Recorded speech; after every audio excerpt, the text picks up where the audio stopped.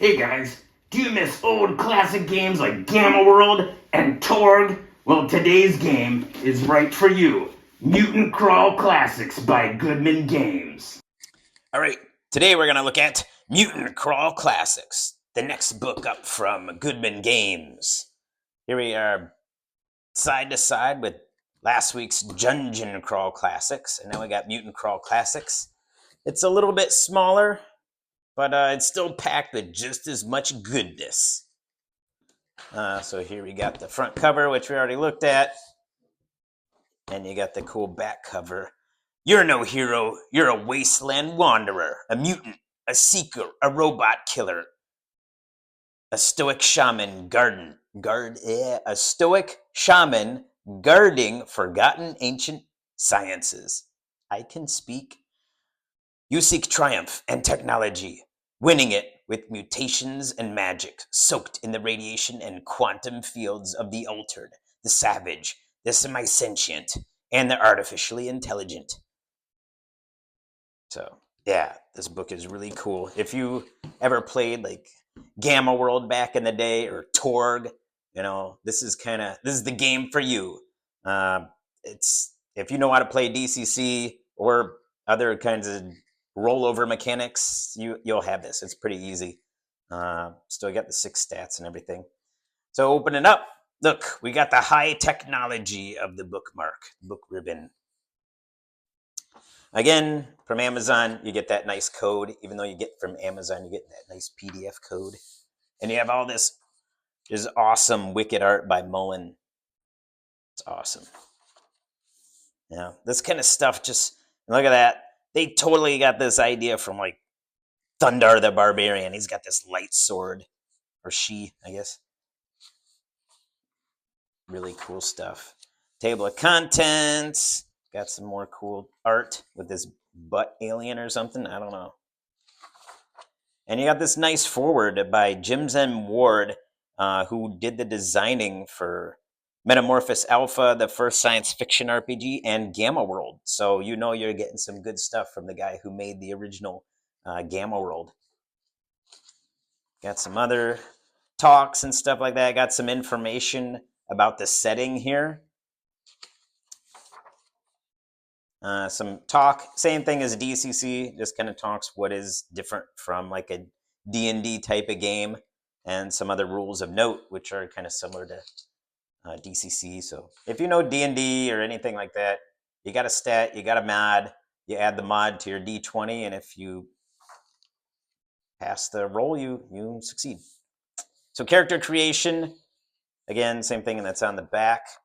They talk a little bit about the weird dice, so the D3, D4, D5, same as I said last time, but as Stan Lee said, it could always be someone's first comic book or YouTube watch. So instead of advantage, disadvantage, you got the same going up and down the dice chain. So typically you got a D20. If you have technically advantage, then instead of advantage, you get to roll a D24 or a D30. You got disadvantage, you'll go down to D16 or D14. You roll up characters the same way. You got your strength, agility, stamina, personality, intelligence, and luck. And luck you can burn. It's a finite resource. Some GMs is once you burn your luck, you don't get any more. And some are they reset it after a specific adventure or campaign. As the ability modifier scores. And then same as DCC, you start with level 0 occupations. Unfortunately, in the post-apocalypse, there are no real professions. So you're either a hunter or a gatherer. So if you're a hunter, you start with a wood spear. If you're a gatherer, you start with a large leather sack, and that's it. You got to go find some stuff. You get your birth sign, so that's all tied to your luck modifier. So yeah, you get some benefits there. You also, you do get some additional equipment. That's right. You get to roll a couple times on the additional equipment. So you might get a blowgun, a bone club, bow and arrow, some hide armor, maybe flint and fire starter, some paints and dyes, bag of seashells. The 3 seashells. that kind of thing. You get some languages, your saving throws, your level 0, and your genotype. So when you roll up your character, you're a hunter-gatherer, but you could also be, so you could be a pure strain human, which has its own kind of classes. And in here, instead of like dwarf, elf, and halfling for kind of character as class, you get mutant, manimal, and plantient. So that's pretty cool. So if you are a mutant in this, you don't get all your mutant abilities. You get a minor ability as a level 0, so basically doesn't do anything. So you might just have funky skin color or texture or some different types of eyes, mouth, weird kind of head, some weird hair, hands, some feet, body, or some other kind of weird form, weird tripedal, insectoid, that kind of thing. So it's not until you get at level 1 do you really get your mutant powers. So that's pretty interesting. So there is a lot of play with that, with the radiation in here. So you actually, as you get exposed to radiation in the environment, you can gain more mutant powers. Where if something sucked the radiation out, you would lose them. So you got 2 others. So you also have your manimal subtype. So you could be a primate, canine, feline, ursine, bovine, suidae, rodentia, amphibia, avian, insecta, or kind of choose your own. Plantient, you could be a deciduous, a conifer, fruit-bearing, fern, vine, shrub, tropical, cacti, moss, or a fungi.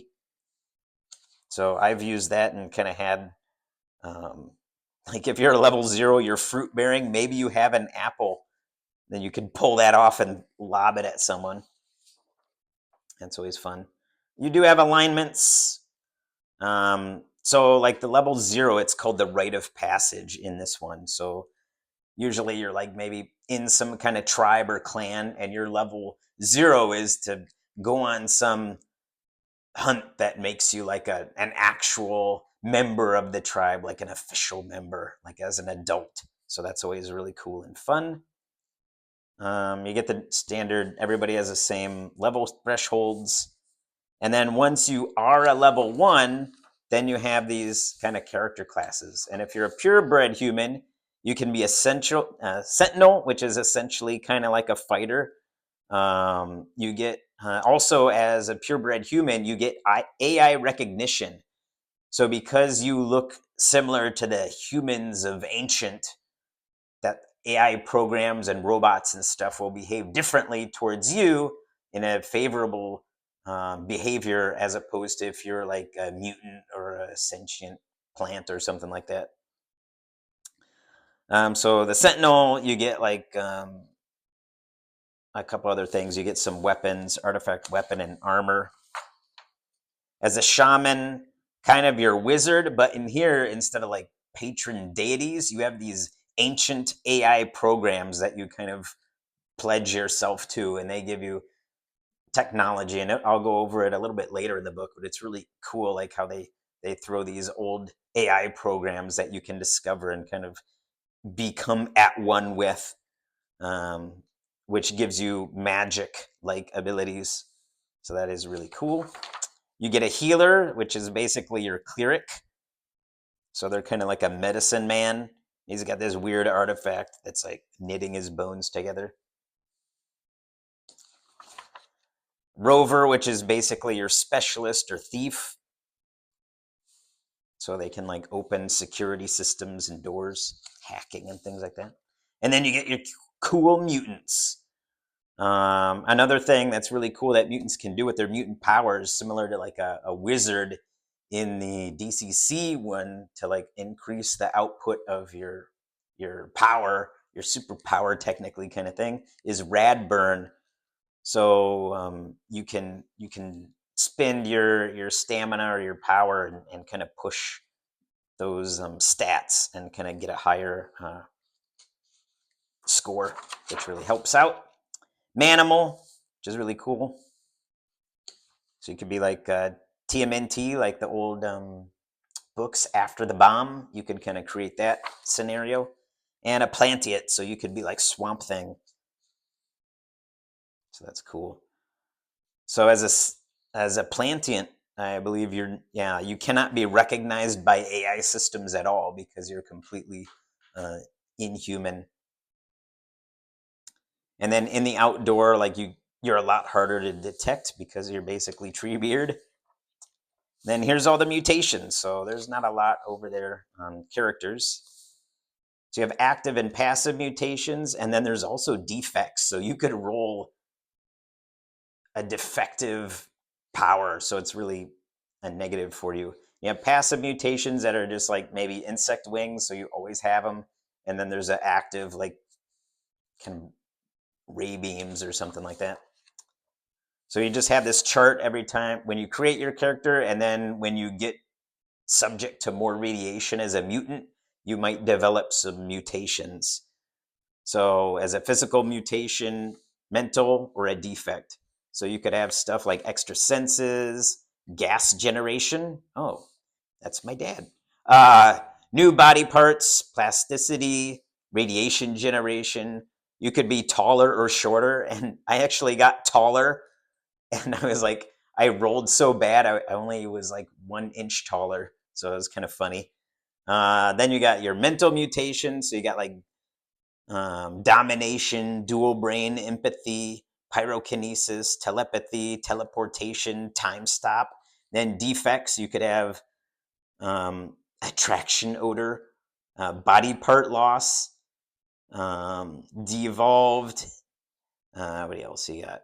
Enlarged body part, stunted wings, thin skin, weak-willed, and lots of interesting stuff. And then you could possibly get down here a mega mutation. So you could get gene splice. You could be a xenomorph, meditative state, time lash, assimilation. So it works just like spells. You have how it manifests as your mutant.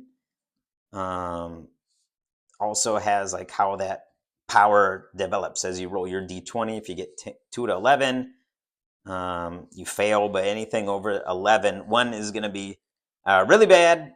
12 to 13, you get some skill, and then you could use like your rad burn to try to get better scores. You could have a carapace, which is just kind of that um,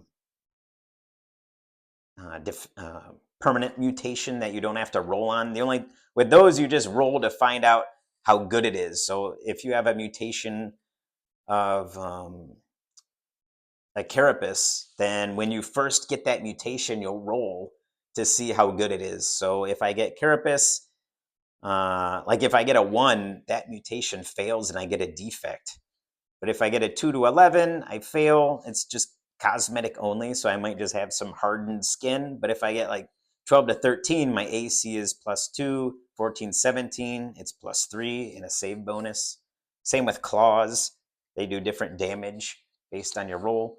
Electrical generation, extra senses, gas generation, heightened agility, heightened stamina, heightened strength, holographic skin, increased speed, infravision, light generation, metamorph, multiple body parts, new body parts, plasticity, radiation generation, regeneration, shorter, sonic generation, spines, symbiotic touch, taller, ultravision, wings. And then you got mental mutations like absorption, chirokinesis, death field, domination, devolution, dual brain, empathy, force field, heightened intelligence, illusions, life source, mental blast, magnetic control. So you could even use this to kind of basically play DCC X-Men if you wanted to. Mental deflection, mental shield. That's what's really nice about DCC. You can really make a lot of cool things. And here I have molecular disruption. So I ended up rolling that in my mutant, who ended up being kind of this halfling looking creature that ended up being like Baxter Stockman. He also I gave him Omega beams. And one time with my Omega beam, I did roll, I think it was like maybe 20 to 23 or one of these. And it's like, I can disintegrate up to 25% of the total matter. So I like disintegrated like a massive portion of this creature which helped kill it very quickly. Molecular integration, pyrokinesis, telekinesis, teleportation, telepathy, thought spike, time sense, time stop, defects. That's cool. Asymmetrical body, attraction odor, body part, death pretense, delusional, devolved. So you could be a plantient that's like stuck in a pot. That would be a really fun little adventure. Diminished sense, diminished stamina, inimity, enlarged body part, mental block, ipsilateral body plan. That's freaky. Special vulnerability, uncontrolled empathy. Oh, dude, it's like, oh, that's me. Weak-willed. Physical mega mutations, detonating fingers. That's pretty cool. Merge, xenomorph, metallic skin, mental mega mutations, life force drain. So you can see you could. Why didn't we ever think of that? We should play like superheroes with DCC. You could totally do that. That'd be fun. Combat and skills. So same as any other kind of D20 system. Roll your initiative, or I usually just do 1d6 side initiative. It's so much faster and easier. You get like your basic action. You get your type of combat. Roll D20 plus a mod. You got to beat the AC, and you hit. And then same thing as, of course, with DCC, you got your nice fumble charts. So you roll a 1 and then you roll a 1 again. Your incompetent blow makes you the laughing stock of the tribe, but otherwise causes no damage. Or, your typical drop weapon. 10, you should have maintained your armor. The straps slip and entangle you, freezing you in place. You cannot move or make an attack for 1d3 rounds. Oof. Then you got your critical hit charts.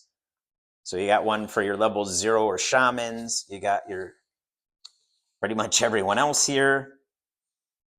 And level 1, 2. And then sentinels or fighters, of course, get their own really awesome thing. So what do you get? Like your Herculean blow, another D12 damage. Or blow to throat, carries through to spinal column, reducing everything in between to pasty mush. That's pretty cool. Skull is crushed like a melon. Level 5 to 10. What kind of crazy stuff is this? 28 plus. Foe decapitated with single strike. You are death incarnate. Continue to make attacks against any foes within 10 feet until you miss. Oh, that's pretty cool. Then you got your critical hits by your monsters. It's only fair. If you can do it, the monsters should be able to do it too. Then damage and death. Recovering HP. Burning your luck. Your saving throws. Then your wetware programs, which is basically your magic that you get from your AI system. Okay, for alignments, unlike your classic law, neutral, good, you have basically clans and tribes that you belong to as your alignment. So they give you there's different qualifications to join, some benefits, and even a secret sign that you can kind of use to like show that you're part of this clan. So you have the clan of the cog, which most players join because it's open to everybody, and it's basically law, kind of, but you get like benefits of safe passage through their territory, and hospitality from them. You have like the chosen zoo for all the manimals or any kind of mutant. You have children of the glow who are also mutants. You have things like members add +5 to all mutation check rolls, so that can be very useful for you. You got the curators who are kind of the pure strain humans, so you get +1 to artifact checks, which you want. Artifacts are basically like your magic weapons. You have the atomic equinox, So that's mostly for plantients and things. Holy Medicinal Order, those are also pretty much a neutral clan. Almost anyone can join.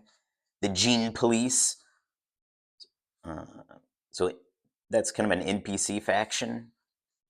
The Blessed Brotherhood, the Techno Rabble, and next you have artificial intelligences. So these are all your AIs and robots and things that you can come into contact to. Um, it's kind of also partly at like the bestiary, but it's not beasts. So you also have your AI recognition roles. So how robots come up to you. So if you're a pure strain human, you have a plus on your recognition roles. So they might treat you as a previous human and they might help you out or join with you or whatever. So here's like the AI recognition role. Plantians, of course, no recognition. Manimal -4. Mutant is neither nor. And pure strain, you get a +2. So you roll on that and see if they recognize you. Also, you have, depending on what clothing you're wearing and things like that, how much you look like a previous human is, how much you might get AI, you might get security clearance or something like that to pass through something, or maybe some robots, before they attack you, they might recognize you and stop attacking. So you have androids. They could be medical doctors and things in some kind of sealed vault, kind of Fallout kind of feeling. You got computer AIs, cyborgs, which is kind of a bummer that there's really no rules to make a cyborg type character. There are some artifacts that give you cyborg, but you can't just make it cyborg from the get-go, which kind of stinks. But, as a GM, you could work around it if you really, really, really, really wanted to. Holograms, that's also kind of a bummer. I can't be Rimmer from Red Dwarf, but that's pretty cool that they have the soft light, hard light hologram.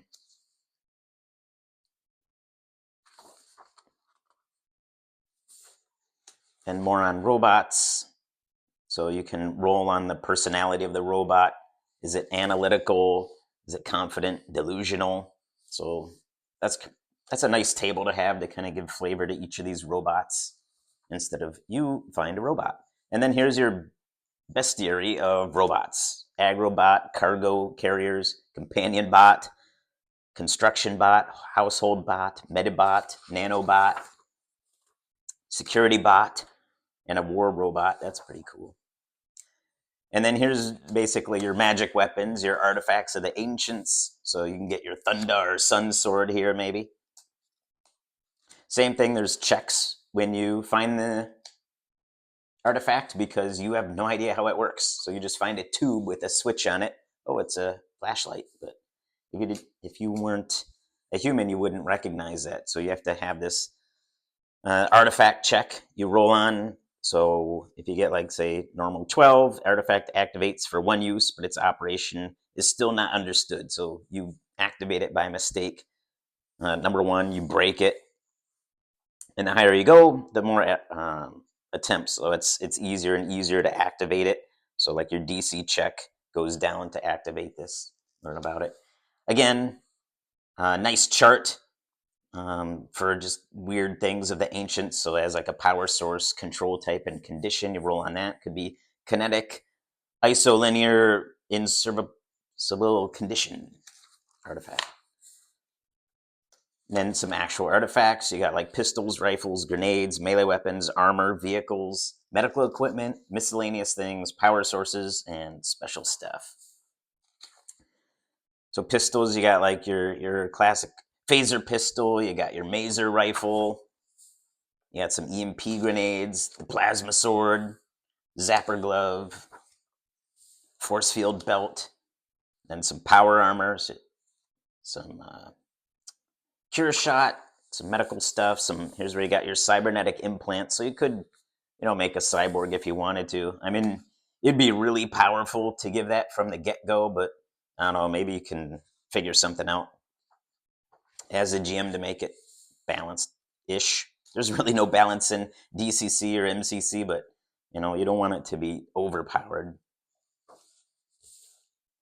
Your power sources for your future tech, your vehicles, the bubble car, the grab sled. Those are such cool ones. Force field protectors, gene resequencer, your bestiary. That's awesome. Dog with an axe. Aether squid, beast thing. So there's no typical creatures that you'd see in some fantasy RPG. These are all very post-apocalyptic type of creatures, which is really cool. Okay, you got me wrong. There's devils in here, but they're a little bit different. Ant-men, great apes, glazekin, giant laser or fire-breathing moth. That's fun. Gopher men, funnel beast, quantum cat. Oh, what was that? Oh, that's cool. Piranha bats, giant tardigrade you can ride on. That's awesome. And that thing, whatever it is, Yvok. Patron AIs. So in Fantasy DCC, you basically pledge yourself to these gods to get your magic power. And in MCC, you have these patron AIs that give you probably not so much wizardry, but nanotechnology or hyper technology that is like magic. And they have a little interesting story for each one, that they were some kind of thing from the before time. So we can read some of that. So first things first, you got to do a patron bond. So based on that, is how well you're connected to your patrons. Higher, you want higher. So Acroma, so they have nice acronyms, right? Ad hoc computer hierarchy with recursive optical memory AI. So it's basically Agent Smith. So it's like this dispassionate and rational of all ancient AIs began very humbly before evolving into a superintelligence, originally a relatively unsophisticated security AI in charge of monitoring holographic gaming networks. And as time went on, it went crazy or whatever. But actually, this one's good, I believe. So when you invoke your patron, you roll on this and see what kind of benefits you get. And then here's like your very few spells. You don't get a lot of spells in this game. You get like security override from being with this guy, intelligence hack, an EMP, and then that's it. But they're very strong and useful. You get Gaia, which was basically a weather satellite that you're able to bond with and get some abilities with. So you get like, what do you get? Elemental shield, corrosion, chain lightning, Hal E. That was once in charge of hologrid entertainment networks of the ancient ones. Prior to the Great Disaster, billions of humans network daily with it. So, yeah, what do you get? Sight blinder, polygons. Oh, that's cool. It's like Tron. It's like Cursor in Tron. Okay, maybe not. If Cursor can't fire laser beams, and then you get like some knockoff short circuit robots. That's cool. Virtual reality. Hexacoda. Designed to provide security for scientific and military quantum information network as a scope of government. Okay, that's cool. What abilities do we get? Again, another security. So, okay, security sweep, passkey, code red. Actually, this one's better than the original. This is like pure security enabling, but the other one just had some security bypass. This one I think is probably a chaos leaning one. This was once a space probe agency AI in charge of monitoring the galactic plane for incoming threats. So you could play it like a V'ger type of thing. So you get plasma sword. Okay, yeah.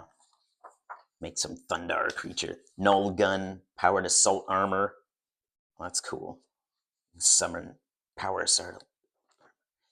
Me to the 10th, mnemonic entity, x 10 billion.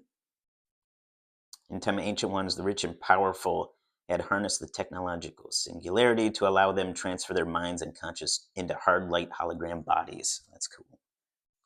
What you get if you invoke your patron, biological arc,